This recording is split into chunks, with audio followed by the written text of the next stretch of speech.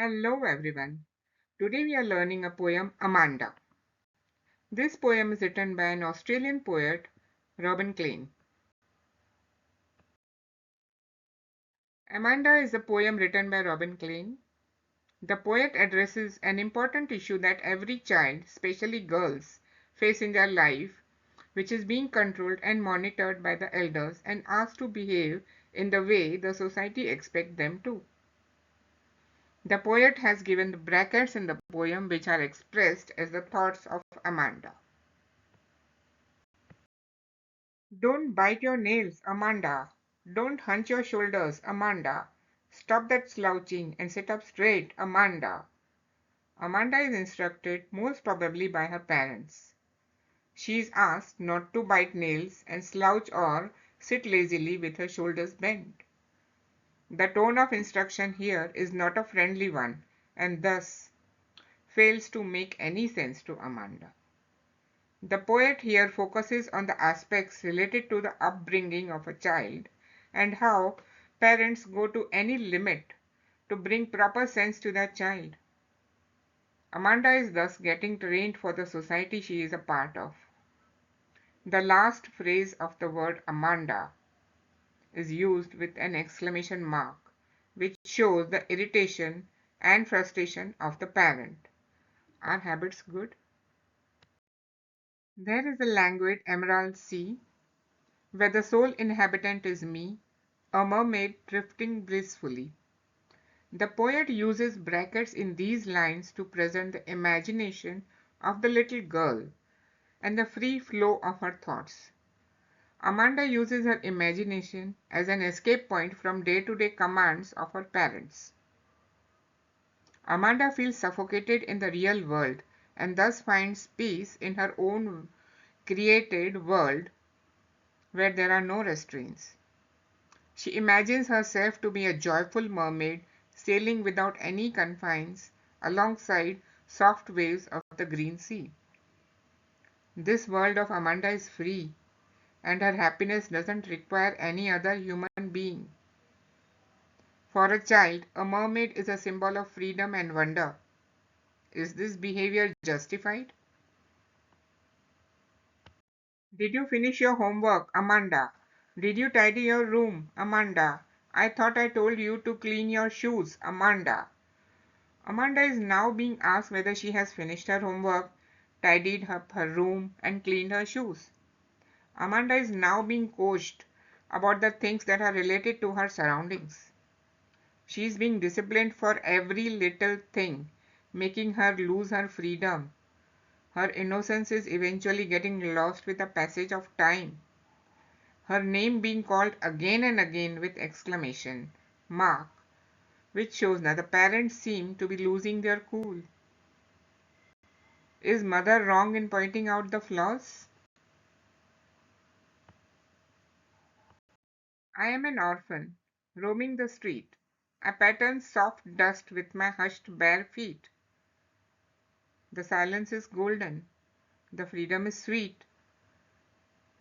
In this stanza, we once again see Amanda's reaction to her mother's harsh words.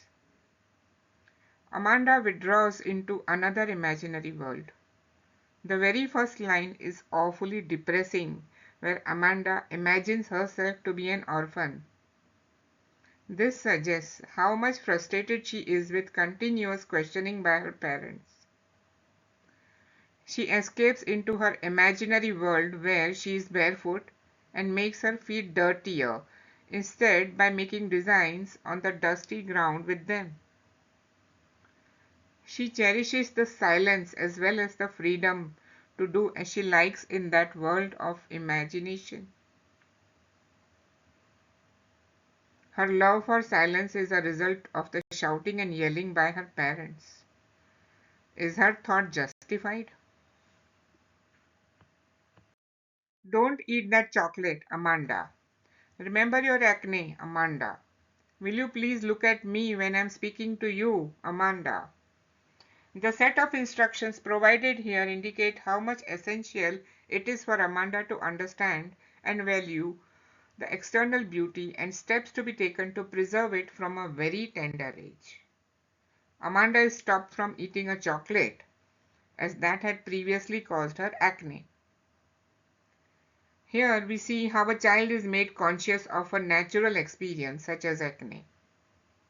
However, Amanda is still lost in her own thoughts and doesn't care enough to look up to her scolding parents. This carelessness angers her parents and they ask for her attention when she is being instructed. The role of one's appearance in a society is giving. Stanza 6. I am Rapunzel, I have not a care. Life in a tower is tranquil and rare. I will certainly never let down my bright hair. Amanda is still lost in her own dreams. She pictures herself to be the golden-haired Rapunzel, who lived in a castle and had no care about anything. Amanda imagines that the life of Rapunzel must have been very peaceful and fantastic in the tower. But she is unwilling to let her hair down. She only wants to live by herself, as the presence of another being in her life would require her to act in a certain way. Amanda wants to live a free and happy life. Are you being reminded of your looks? Stop that sulking at once, Amanda. You are always so moody, Amanda. Anyone would think I nagged at you, Amanda. The parents keep instructing Amanda on the do's and don'ts.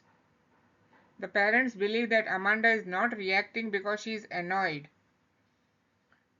Her behavior has made her parents look bad and they get worried about their image, but Amanda remains lost in her own dreams. They are concerned about how society will perceive them if the child always remains in a bad mood. Are you dealt in the same way? The poem Amanda by Robin Klein highlights the importance of the upbringing of a child.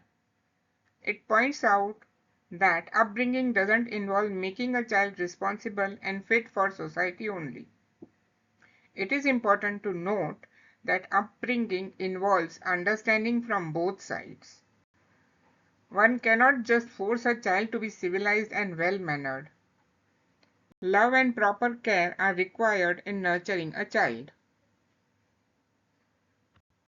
This poem expresses the state of a little girl named Amanda's mind, who is constantly instructed about do's and don'ts by her mother. Amanda yearns for freedom and space as her mother is continuously taunting and irritating her for her mistakes.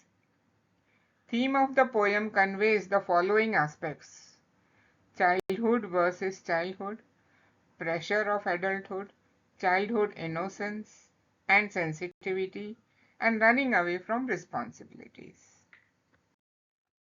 Who is Amanda? Amanda is a little school-going girl. She seems to love fairy tales, stories like Rapunzel and mermaids. Amanda does not like too many instructions or nagging because this makes her sulk and moody. She does not listen to her mother attentively and starts daydreaming. How does Amanda tackle the nagging nature of her parents? Amanda is a small girl. She is termed as moody for her careless behavior. She gets instructions from her parents which become too much to handle for the small girl. She is told not to eat her nails and sit in a proper position. Amanda's response is to her work of imagination, where she is a mermaid drifting effortlessly by the languid river. Further, she is asked about cleaning her room and finishing her homework, to which she reacts being an orphan roaming in the street and making patterns with her bare feet. Her parents stop her from eating chocolate, which had once caused her acne. She takes the form of Rapunzel and wishes to live on top of a tower away from everyone in her imagination. Amanda's parents are upset over her behavior, but she stays in her own world.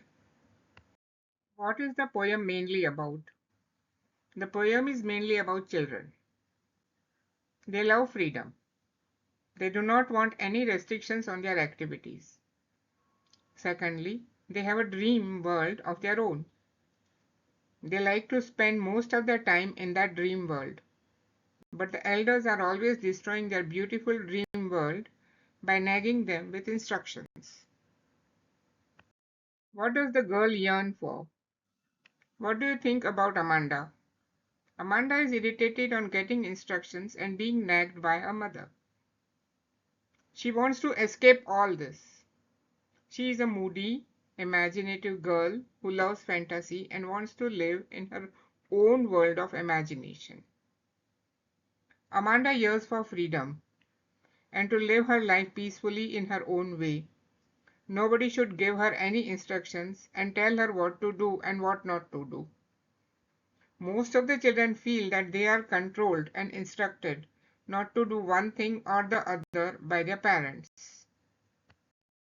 Is the purpose of someone constantly giving instructions to Amanda being fulfilled? Explain. No, the purpose of someone constantly giving instructions to Amanda is not being fulfilled. Amanda sulks and becomes moody when her mother gives her too many instructions. She does not listen to her mother and does not care to follow them, but she can't dare to ignore them either, so she sulks. Parents, in their endeavor to make their children well behaved, give them too many instructions. How and why does Amanda say that she is an orphan? Amanda seems to be fed up with continuous instructions and naggings. She is feeling that her freedom is curtailed. So she imagines herself to be an orphan street child who leaves imprints caused on the soft dust by her bare feet. She yearns for freedom.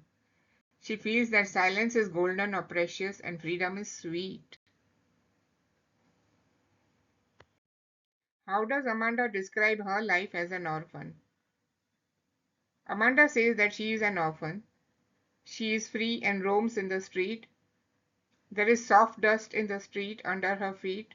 She walks silently and creates patterns on the soft dust with her bare feet. Amanda thinks that silence is golden and freedom is sweet. Why does Amanda say I am Rapunzel? What does she promise not to do? In her imagination, Amanda thinks herself to be like Rapunzel who led a peaceful life. Rapunzel was a beautiful girl with long hair. She was locked up in a tower by a witch. Amanda promises never to let down her bright hair. Who is speaking to Amanda here? What is the tone of the speaker? Most probably, Amanda's mother is speaking to her. She is giving her several instructions in a commanding and sharp tone. The poet here tells us that the parents are continuously nagging her. Explain the expression languid emerald sea. According to the poet, the languid emerald sea refers to a calm sea with green water. This sea forms a peaceful and free atmosphere set against the suffocating environment at Amanda's home, where she suffers constant nagging by her mother. How does Amanda react to the speaker's instructions? Amanda is getting instructions from her parents, which become too much to handle for the small girl. She is told not to eat her nails and sit properly. Amanda's response is her work of imagination, where she is a mermaid drifting effortlessly by the languid river. What is the message given by the poet? The poet, Robin Klein, tries to explain that continuous taunting and fault-finding should be avoided by the parents for the overall development of the mind and soul. Excessive nagging may make a child disobedient and hence may develop a type of dislike for real life. Poet makes the important point that the children should never be deprived of their freedom and make them feel imprisoned. Poetic devices. Alliteration. Use of same letter at the beginning of the words. Stop that slouching and sit up straight. Metaphor. Comparison without using the words as or like. Silence is golden. Freedom is sweet. Allusion. A reference to some other character or a hint. Mermaid and Rapunzel.